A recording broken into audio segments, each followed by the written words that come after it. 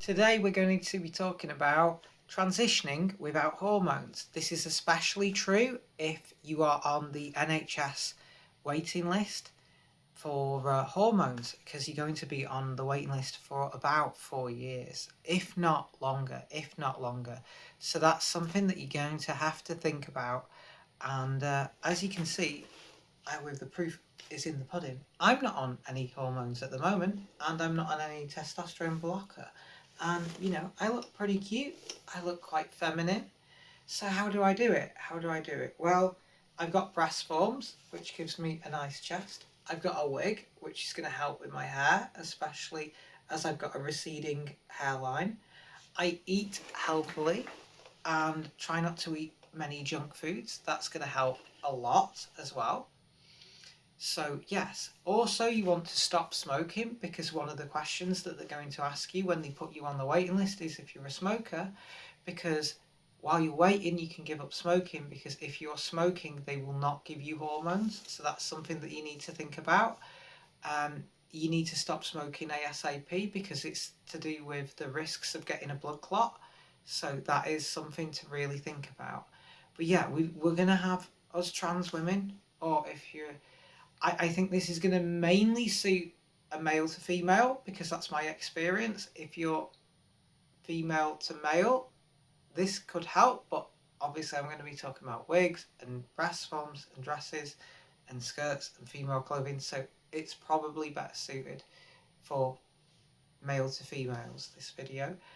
And yeah, it's going to be a long wait, and we want to be women like as quickly as possible. You want to stop that gender dysphoria as quickly as possible. Another thing to note is that you can change your name in the UK whenever you want. So I've changed my name from my male name to my new one. Yes, my new one, Alex. Yeah. So you can do that. No problem. You don't need to be at Gender Identity Clinic to do that. You can get your name changed. Now, the only thing that you can't change is your marker on your driving license or your passport. It's still going to say M, but it will have your new name. So that's something to think about. You're going to have your new name, so don't worry. People aren't going to scrutinise your documents that closely. If you say that you're trans, there you go. There's laws in the UK at least that protect us against discrimination. Despite many of the laws starting to be eroded these days, we still have discrimination laws that protect us as trans women or trans men. So we are protected. So yeah, that's sort of my initial advice. The next thing is that you're going to want to obviously, if you're going to change your name and change your appearance, you're going to want to start telling people that you're actually transgender. I know that sounds kind of obvious, but some people, when they're on the waiting list, haven't done anything, and then that's going to slow your progress down when you actually start talking to the actual clinical psychologists who are going to assess you. Whereas if you can just sort of go on to that appointment, and say, look at me, I've changed my name, I'm female, I'm working as a woman, I've told all my family, that's going to get you so much. When your place in the queue finally does come, they're going to fast track you so much easier. So much easier. So yeah, the breast forms that I got off Amazon. They weren't very expensive. I think they were about £30. Try and get a smaller cup. These are an A cup, and these are fine. These are I don't need anything bigger really. You could get A, B maybe, but don't get really big breast forms is my advice, because you'll just look stupid, especially if you were on hormones, it'd take a while for your chest to develop anyway. So don't forget that. You can start small and grow big. You don't have to go all the way in at the beginning, because that's going to make you look weird. If you're going to look weird walking around with a massive chest, if you know what I mean, especially when you're just starting to transition. So that's what I recommend. So you're going to be doing not a hormonal or medical transition, but you're going to be doing the social transition. And it looks like you're going to be doing that for 4 years. So you're going to have plenty of time. You've got plenty of time to transition, you see, in before anyone's going to see you. So, you can actually do something while you're waiting. You don't have to sit there in despair waiting. Like I say, get a good wig. This one has got heat resistant fibre, which allows me to use a hair straightener on it, which gets rid of the tangles. As you can see it's starting to tangle up a little bit? You see, it's going to need the hair straighteners on it soon. So yeah, try and get an expensive, good wig that's going to last you some time, rather than like a cheaper one, unless you're just experimenting with hair colours and that.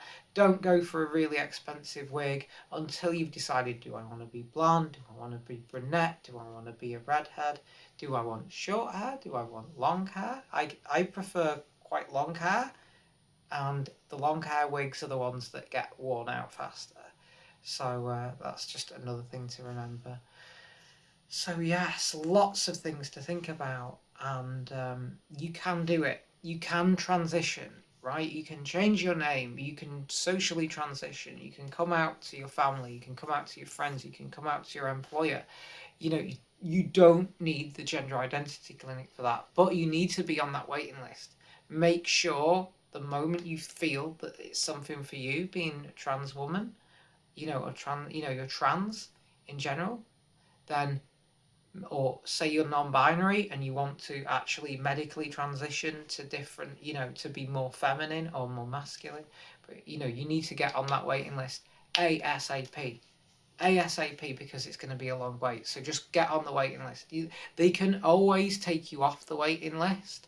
If you change your mind after a year, 2 years of social transition while you're waiting, you can always get yourself removed from the waiting list. But they're not going to give you any brownie points for transitioning, then going, because I made the mistake of wanting to be fully feminine and fully committed before I went to the gender identity clinic. And it's first I went to my GP, and then they referred me to the gender identity clinic, which is now the gender identity service, and which is with Leeds. I'm currently with Leeds because I'm in the northwest of the UK, so I'm with Leeds Gender Identity Clinic. So and I've been waiting. I went in June 2020 to the gender identity clinic because I wanted to be absolutely sure that I was trans. I was absolutely, definitely a trans woman, despite me changing my name in 2013 and living like this for a long time. It took some time, for me to get to the point where I was like, this is definitely for me. I think this is definitely for me. So it's by June 2020. We're in the middle of the pandemic. Everything's just kind of crazy. It ebbed away a little bit in that summer. It looked like everything was getting a bit better. So that's when I went to the doctor. I had a telephone interview, not a face-to-face interview. And yeah. It's 2023 now, March 2023, and I'm still on the waiting list. So it's almost been 3 years.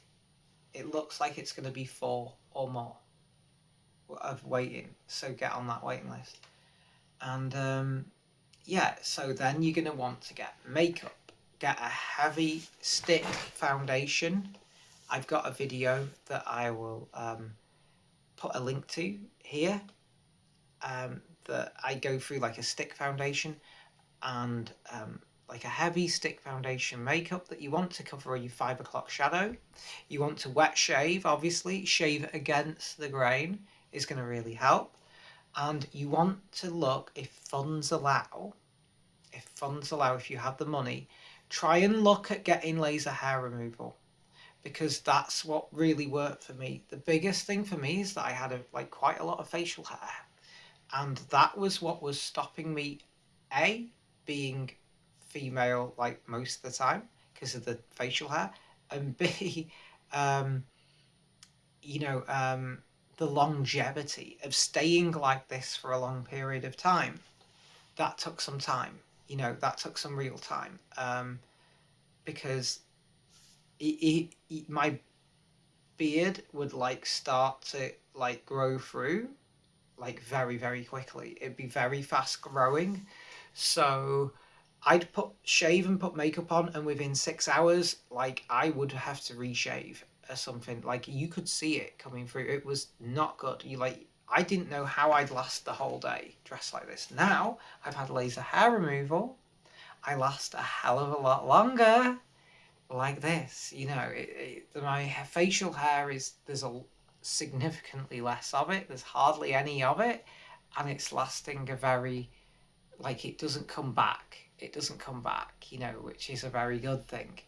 It doesn't come back very quickly. So that's a great thing to think about as well, you know. So that's another good thing. Another good thing.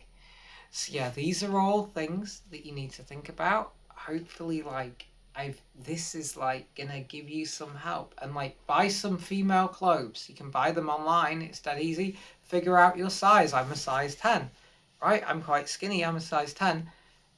Women's dress size. I'm a size 8 shoe size.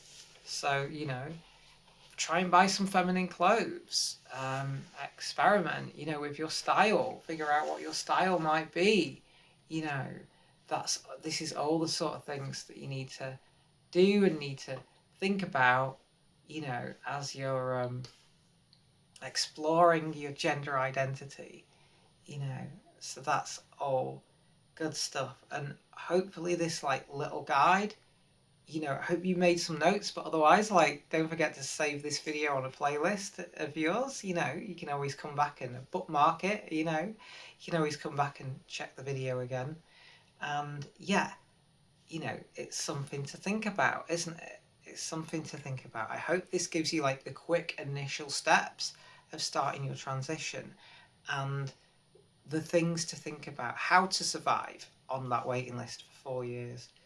Because you can be female and live as a woman without hormones. Believe me, this is what I'm trying to tell you. This is what I'm trying to explain to you. You can do it. You can do it. You can be female. You can live your life. You can be a trans man. That's your thing, without the hormones to start with. There's lots of things that you need to do. Updating all your documents is going to take some time. It certainly took me a while to get my driving license updated, my passport updated, you know, then like if you own the car, like a V5 updated, it takes a long time. It does take a long time. So yeah, hopefully that helps you ever so much. Don't forget to bedding subscriber for more of these videos, and check out the videos here and here on the side. They should really help you with your transition. I'm going to put a little playlist here and everything that should help you out. I love you all so much, and I will see you in the next one. Bye.